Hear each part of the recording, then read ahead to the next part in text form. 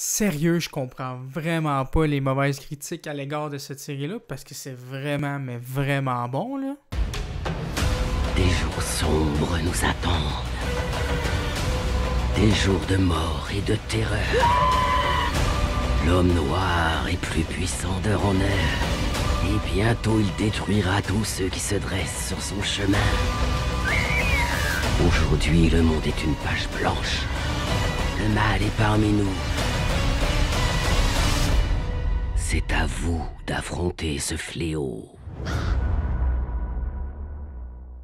Bonsoir, jour tout le monde. Une nouvelle critique aujourd'hui de la série The Stand ou Le Fléau en français, une adaptation du livre Le Fléau de Stephen King. Et la série a été créée par Josh Boone, le réalisateur de Nos étoiles contraires ou plus récemment Les Nouveaux Mutants. Ouais, un peu mitigé sur le bonhomme, là. Avant toute chose, The Stand, faut que je parle du casting parce que c'est le gros point fort de cette série-là. La série a vraiment un très gros casting et ça fait vraiment plaisir, ou plutôt mini-série parce que la série possède 9 épisodes.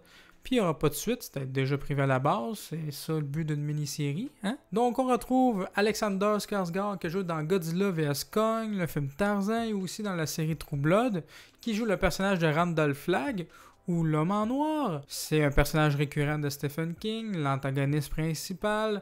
On le retrouve aussi dans La Tour Sombre, même dans le film qui est sorti il y a quelques années, c'était Matthew McConaughey qui avait joué le rôle. Il y a aussi Whoopi Goldberg, j'ai-tu besoin de la présenter, elle a gagné un Oscar pour le film Ghost en 90, je crois, elle a joué dans Sister Act, donc ça faisait vraiment longtemps que je l'avais pas vue à l'écran, donc ça fait plaisir de la revoir. Qui joue le personnage de Mère Abigail.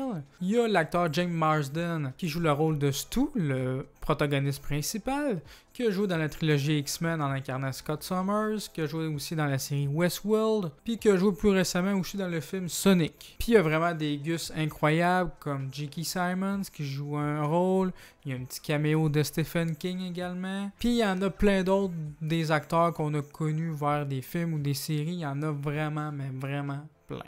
Pour résumer, le fléau, c'est quoi? Ben, le titre le dit. Il y a eu un fléau dans le monde. En fait, il y a un virus qui s'est propagé dans le monde.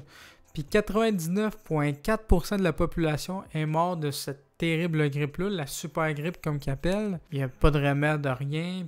Puis ceux qui sont restés vivants, mais c'est parce qu'ils étaient immunisés, on ne sait pas comment, à ce virus-là. Puis on suit quelques survivants. Puis les survivants, tous les survivants en fait rêvent de deux personnes. D'une part, ils rêvent de Mère Abigail, qui leur dit d'aller à une ville, Boulter. Et d'une autre part, ils rêvent de Randall Flagg, qui leur dit d'aller à New Vegas. Donc c'est vraiment la lutte du bien contre le mal. Stephen King aime bien ça, ces thèmes-là, en passant. Tous les thèmes de foi, religion. Donc, moi, avant de dire mon avis sur la série, sans spoiler, je pense que le monde, ils ont bâché la série pour deux raisons. Tout d'abord, parce que la série est sortie pendant la pandémie du COVID-19, puis ils n'ont pas vraiment aimé la façon de la série de faire vivre une pandémie mondiale. Mais en même temps, c'est dans le livre. Le livre, ça fait longtemps qu'il est sorti, puis il y a même eu une autre mini-série du Fléau en 1994 qui durait 4 heures. Donc, tu sais, ils n'ont pas le choix de faire ça comme ça. Hein, s'ils veulent adapter ça, ça a été tourné avant la pandémie aussi. Je pense que le monde n'a pas vraiment aimé ça, surtout dans les premiers épisodes, quand on voit les flashbacks ou quand ça commence, parce que la série a des flashbacks un peu comme Lost. Je pense que les spectateurs n'ont pas aimé que dans les premiers épisodes, ils faisaient le lien avec le COVID-19.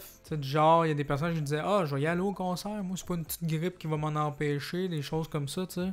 Alors que le gouvernement disait de pas y aller. Ça nous rappelle des souvenirs hein, en ce moment, mais dans la série c'est pareil, c'est juste que c'est pas mal plus mortel puis plus dangereux, hein.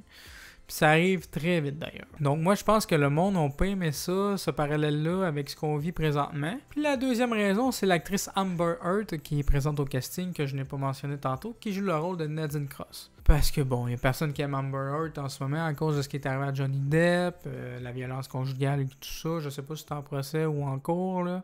J'ai pas trop suivi ça, mais Johnny Depp s'est fait virer des Animaux Fantastiques par la Warner à cause de toute cette histoire-là. Puis là, il y a du monde qui boycotte Amber Heard.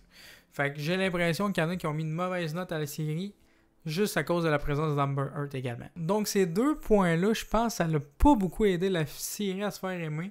Puis je pense pour ça qu'elle s'est fait bâcher. l'ambiance de la série.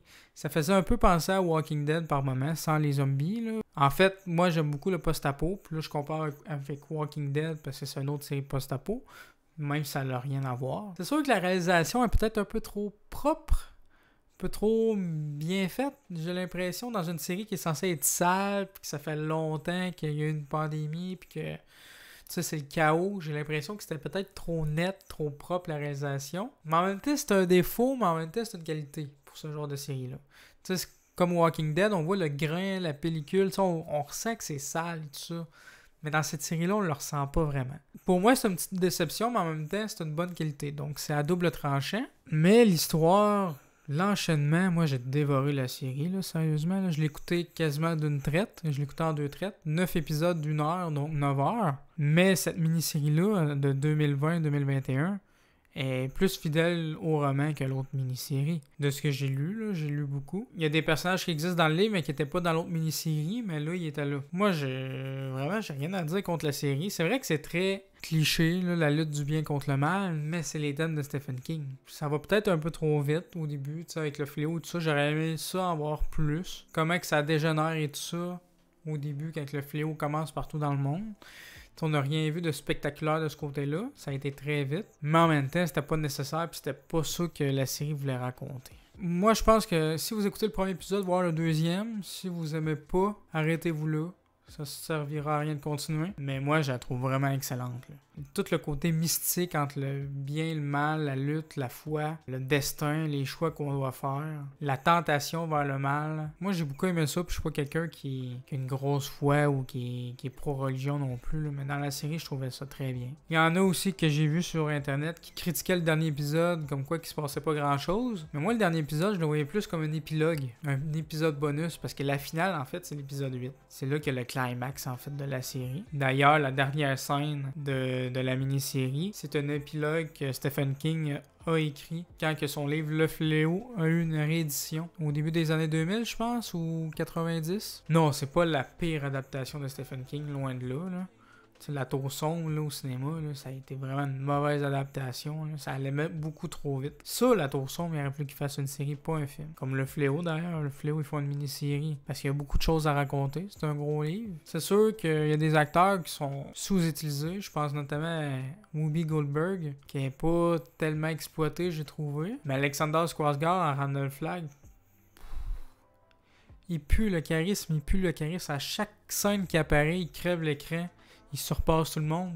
Puis t'as une certaine angoisse de ce qu'il va faire, là. Non, vraiment, il y a beaucoup de choses. On voit aussi le côté animal de l'humain quand il y a eu le fléau qui s'attaque aux autres. Un peu comme dans Walking Dead, encore si je compare. Il y a eu beaucoup de choses, il y a eu beaucoup de thématiques. La thématique des leaders dans un groupe, comment gérer un groupe de survivants, faire une communauté après le fléau. Mais on veut pas répéter les mêmes erreurs qu'avant. On se pose des questions. Est-ce que ça va finir comme avant? Comment qu'on s'arrange pour que ce soit mieux qu'avant, en fait. Il y a beaucoup de questionnements qui nous font réfléchir. Les épisodes durent 1 heure, mais je trouve qu'ils sont bien rythmés. On s'ennuie pas. Chaque épisode apporte quelque chose, c'est important. Même le dernier, qui est peut-être un petit peu plus lent, je l'accorde, mais je l'ai trouvé intéressant. Puis parce qu'on s'attache aux personnages aussi. Donc vraiment, moi, c'est une série que je vous conseille. Une belle découverte. Amazon Prime Video. Moi, je vous la recommande si vous aimez le style de Stephen King. Si vous aimez l'action, même si c'est pas une série d'action. C'est bien réalisé. Peut-être même un peu trop pour ce style-là. Pour une série de genre-là, il y a quand même un peu de gore. C'est quand même un peu explicite niveau visuel. Peut-être par contre, il n'y a pas eu assez... Il y a, comme je disais, il n'y a pas assez le côté crade. Des fois, ça ressemble plus ou moins que ça. On est dans un monde post-apo. Passez outre les mauvaises critiques. Faites votre propre avis. Puis dites-moi en commentaire ce que vous pensez de la série. D'ailleurs, est-ce que vous avez lu le roman? Si vous avez lu le roman puis que vous avez vu la mini-série, j'aimerais ça connaître les différences en fait dans les deux œuvres. Fait que si vous pouvez me dire ça en commentaire, ça serait génial. Donc j'espère que cette vidéo vous aura plu. Si c'est le cas, n'hésitez pas à laisser un petit pouce bleu, ça fait toujours plaisir. À partager la vidéo, ça aide beaucoup la chaîne. Et surtout à vous abonner pour voir les prochaines vidéos. Sur ce, on se dit à la prochaine. Continuez de regarder des films et des séries. Ciao!